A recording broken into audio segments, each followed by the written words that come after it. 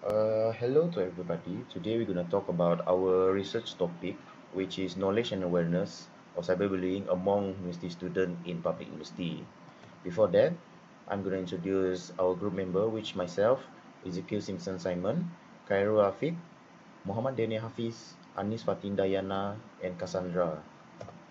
For the first part of our introduction is the background of studies. Based of the three literature review we got, from the first one we can get is UNICEF defines the cyberbullying as online bullying, encompassing behavior that means to frighten, upset, or embarrass an individual throughout the platform, such as social media, messaging apps, or others. From this, the research in Malaysia focused on the form, extent, and effects of cyberbullying among university students and adjustment within the higher education institution to mitigate cyberbullying risks. The problem statement we can get is from this research is it identify a higher number of cyberbullying victim than the perpetrator itself, with exclusion and flaming being the most prevalent form of cyberbullying. The gender difference in the victimization and the perpetration rate are highlighted, underscoring the need of the bridge knowledge gap and enhance support intervention for this issue. And this study addressed the lack of understanding and awareness among the public university student about cyberbullying, which is a major concern in these today online communities. For our research objective, which first is to investigate whether if there is a relationship between knowledge of cyberbullying and awareness uh, to deal with this cyberbullying incident. And then the second is to assess and determine the level of knowledge and awareness of university public of cyberbullying among the public university students, and to compute and evaluate the overall score of knowledge and awareness about the cyberbullying among the public university students.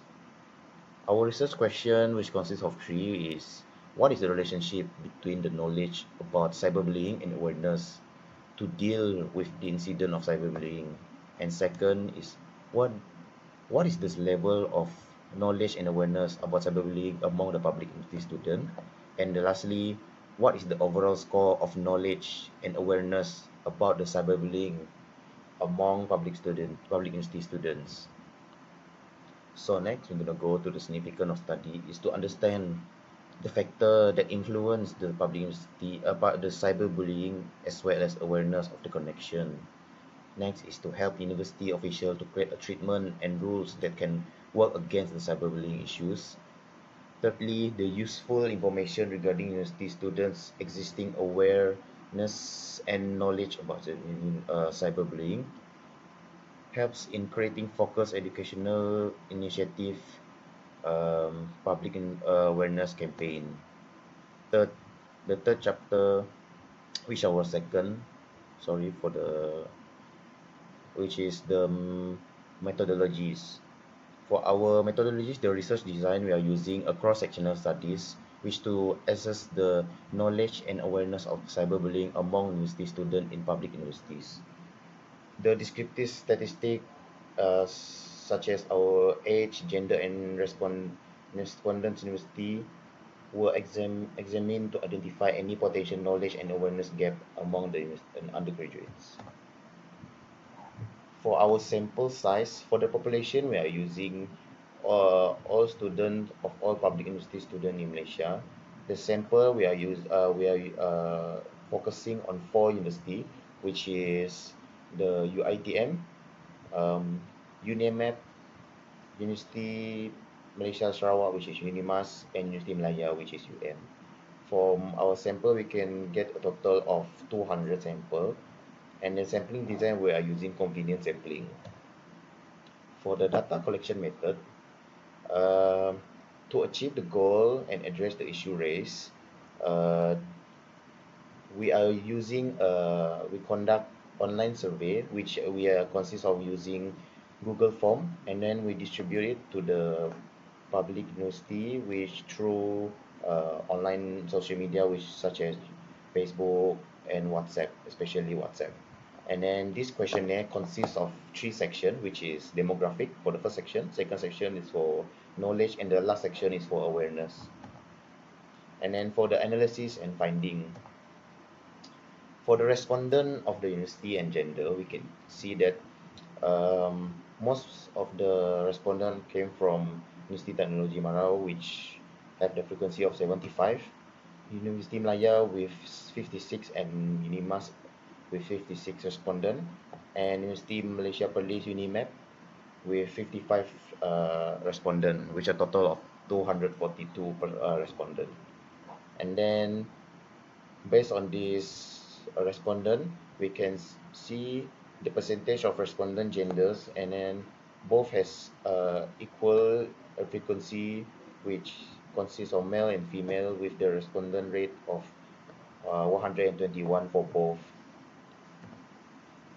For the respondent age, we can see the majority of the respondent are aged around 20 years old, which we can see from the 20 years old have the highest frequency, which is 113, with the percentage of 46%, so 46.7% out of other age. For the From here, we can know that the respondent top usage app, which with the highest frequency and the highest percentage, which is TikTok, which is popular app nowadays, with others app such as Instagram and Twitter. And then for us to compute and evaluate the overall score of knowledge and awareness about the cyberbullying, we conclude that from the table here, we can see that the knowledge score, which consists of 10 questions for each questionnaire, has the range score of 1 and 2, which 1 consists of no, for the score of 2 point consists of yes. And then we can see for the knowledge score, we can see that the average knowledge score, out of all these respondent, we can see that the average score is 11.4504 out of 20 marks, 20 points. And then for the awareness score, which also consists of 10 questions, from the range score from 1 to 5, which we are using the Likert scale from strongly disagree, which is 1 point, up to strongly agree, which is 5 point. Depends on the question also. And then we can see the total average score for the awareness is 24.6175 out of 50 marks, or 40 something marks. And then from here, we also want to know if there's a relationship between knowledge about cyberbullying and awareness. And then from here, we generate from our SPSS app, which we can see that from the male, for the knowledge score for the gender, if you want to know if there's a significant difference for the gender and knowledge score, we can see that male have a higher average score than female, which is from this table, which is male, which 1.1603, and female is 1.1298, with a p-value of 0.08. But since we are using our alpha value 0.05, and then this is above 0.05, then this shows that there's no significant difference for the knowledge and gender. For the awareness part, male have a higher average score of for the awareness part, which is 2.5612 out of 2.3620 from female, and then the p-value is less than 0.01. From here, since it is less than 0.05, which is our alpha, then it shows that there's a significant difference uh, between genders and awareness within the genders. For the age group, for the overall score, for the age group and the knowledge, we can see that um, the from here you can see the average score of For the 22 years old has the highest average score, which is 1.1875. Out of For all this age group, we can know that the p-value of them is 0.599, which also there's no significant difference. It's more than 0.05. And then same to the awareness score, for the p-value is 0.183, and also still more than 0.05, then it's still the same, as has no significant difference. For our universities, we can show that from here we can see that University Malaya has a higher average score of knowledge here with 1.2161, and with a p-value of less than 0.01, sorry. Here we can see that there's a significant difference since the p-value is less than 0.05. And for the overall score for the awareness for the university, we can also see that there is no significant difference since the p-value is 0.096, which is bigger than 0.05. Then it's shown that there's no significant difference here. For the awareness score and the knowledge score, from here we can see the Pearson correlation. The Pearson correlation score here we can see is 0.283, which is this indicates a weak relationship between both of these, knowledge and awareness. So from here we can see from each question from our section, which is from our section 2, which is the knowledge, we can see that the percentage, we can see the total, how many people answered yes or no the question, which we can see from the B1. We can see the total percentage of people answer cyberbullying is a serious issue, which is this is a positive question. So basically the majority of the people, which the percentage of people answered yes is 98.3, rather than 4 people answered no, which consists of 1.7%. And then for our last section of the questionnaire, which is the awareness part, from here we can see that also the same. You can see how many people answered the question, because we are using the Likert scale. So from this strongly disagree to strongly agree. So basically from this question we have some of the negative question, which is cyberbullying is a normal part of an online world. There's nothing nothing anyone can do about it.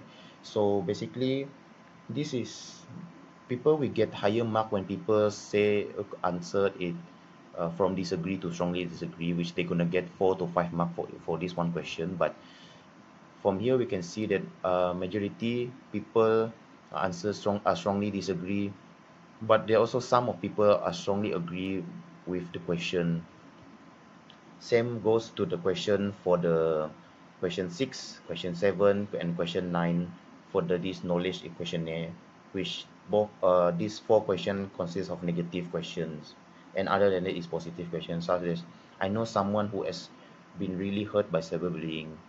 This is some of the positive question. And in this question 3, things that happen online should stay online, which some of it it's supposed based on people's how they are aware about this situation. And then from this from our research we have some suggestion, which is we can have an immediate actions, which is fight cyberbullying by act quickly to stop cyberbullying to protect student well-being and academic success. And then for support victims, offer them a free therapy and resources to help the victim to cope with the stress and sadness. And then for the clear rules, to report the cyberbullying, to make sure there's a clear rule for reporting cyberbullying, and then to raise an awareness to ensure all students know their rights and to how to report the cyberbullying. training session, conduct a regular education and the training session for staff and students to make them comfortable with the guideline. And then for the education part, to increase awareness, to teach students about cyberbullying and its consequences, so they have so to increase their awareness in these cyberbullying issues. And then second, we do a seminar and a workshop, to which we can hold a education seminar and a workshop on the context, consequences, and prevent of cyberbullying. Also, our lastly is to promote online behavior. This is to emphasize the importance of being respectful online behavior within the university community. And then our suggestion for a safe environment within the campus is to have an inclusive safety, is which to ensure the safety of all students regardless of their background. And then secondly is the digital world exploration.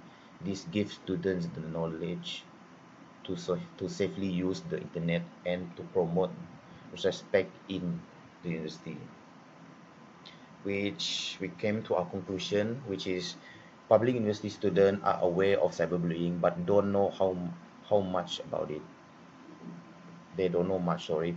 And awareness and knowledge are only weakly linked. Mainly, knowing about cyberbullying doesn't always mean understanding it well. And then with this more focused education is needed to improve students' knowledge. And then the lastly is future studies can further explore and contribute to enhancing education on cyberbullying. So that's all from our group presentation. Thank you.